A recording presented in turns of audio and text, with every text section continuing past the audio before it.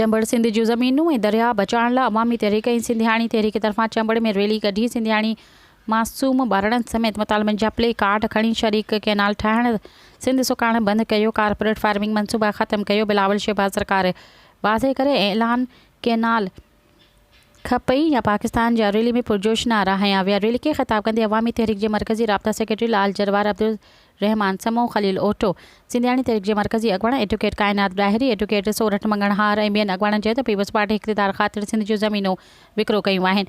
बिलावल शहबाज़ इत्तेहादी सरकार मुल्क में जमुज जे नाले ते बदतरीन आमरियत मिढ़े छॾी आहे। मौजूदा सरकार जनरल ज़िया मुशर्रफ ऐं अयूब खां वधीक रहज़न सरकार आहे।